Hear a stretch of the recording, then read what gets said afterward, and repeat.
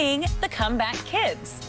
So, Shannon, are the Heat becoming a threat to the Lakers if both teams make it to the finals? Well, the Heat are a very good team, Skip. They play hard. They make timely shots.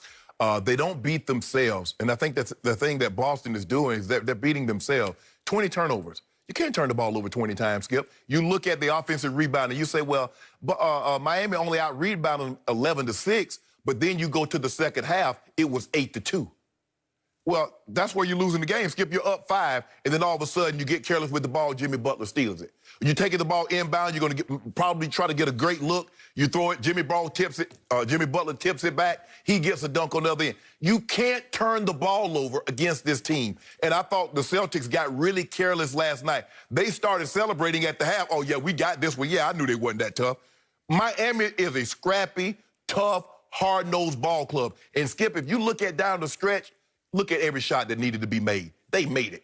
Dragic had a guy that had Tyson in his face, and he drained the 27. At the clock. Yes. I mean, that little lefty, they can't stop him. He's getting to the bucket, off the glass. You see Olynyk, he throws up a rainbow as time goes off the clock, and he banks it in. Sometimes, Skip, you just look to the coach. Coach, what do you want me to do? You see the man throw a 30-footer off the glass with time running out. The Heat's nothing to be played with. They took down the team that had the best record in all of basketball, and they took them down in 5 games. And they made the guy that's probably going to win the MVP look very mundane, very average, very ordinary. They have the ability to do that. That zone caused Milwaukee problem. But, Skip, if you look at the Celtics, they had 3 guys. They had 3 guys with 21 or more points. I don't really know. They shot 50% from the 4. They shot 35% from the 3. But where they're losing the ball game is turnovers. You can't give a team that plays as hard as Miami, that shoots the 3 as well as Miami, you cannot give them extra cracks at you. Because if you do, they're going to beat you. I don't believe the Lakers, at this juncture, you're at the Final 4. You know all 4 teams are damn good. And you know if you don't play your best, you're going to get beat because, Skip, you've taken the element of home court really out of it. You're basically in an empty gym with family and friends watching you play. That's what this is. And so can Miami beat the Lakers? Yes. But I would sure love to see that matchup. I'm just hoping the Lakers take care of their end of the agreement, the Heat take care of their end of the agreement, and we'll see what happens at the end of the day. Sounds like you're front-running to me. There you go, front-running. No. The front-running Kings are home. The Miami Heat are now 10-1 in the playoffs. That's like Kobe Shaq dominant Lakers. Yes. That's like dynastic role. 10-1? Yeah. How are they doing this? They are now sneakily the Fox Bet second choice to the Lakers in win-it-all odds. The Lakers are prohibitive favorites at 4-9. Outrageous prohibitive.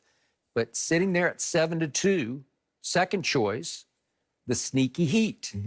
They just keep on keeping on. Yeah. I have become a Heat fan, but I saw them coming a little sooner than you did.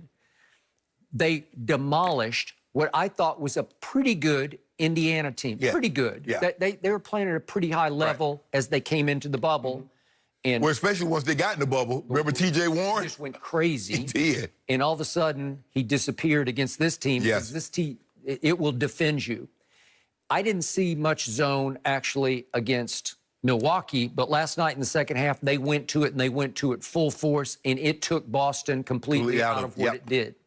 So when that game ended last night, I thought of one of my favorite 60s rock and roll songs by a group called Buffalo Springfield. Probably not your... no, I don't know if I know. Buffalo Springfield. It was actually a protest song back in the days when white cops were brutalizing and killing white kids who were hippies. Okay?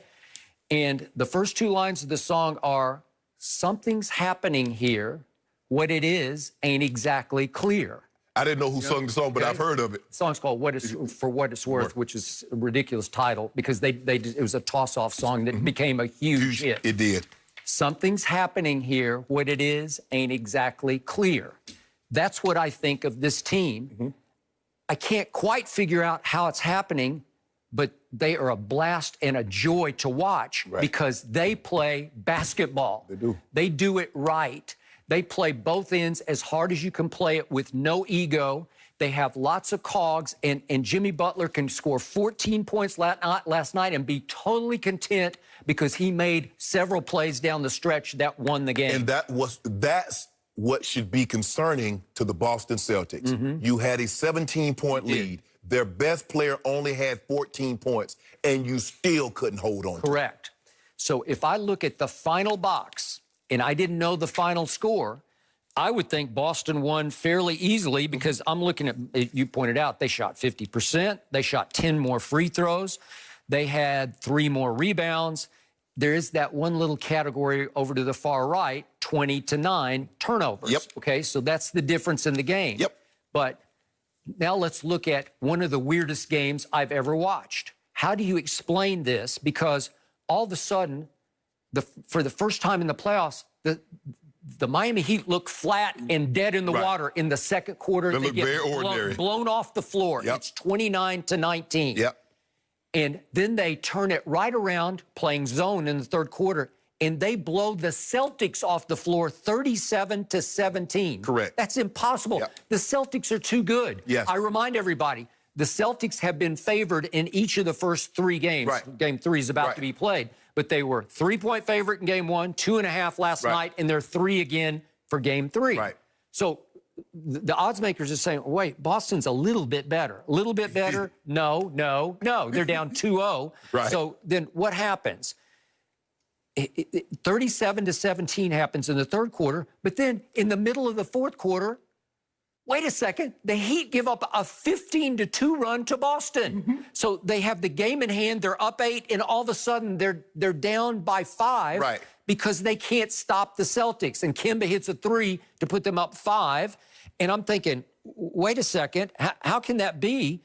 And so then what happens in the end? Then they go on a 17-7 run to close the game. So the game is just wildly swinging like this. A game of runs. Like huge runs, ridiculous runs, because the run that got them back in the game was actually 32-10. They went on a run against a really good Boston team. Skip, if you look at in the third quarter, Bam had 4 points in the first half. He has 15 in the third quarter, and they make 5 threes. That's basically it. That's it.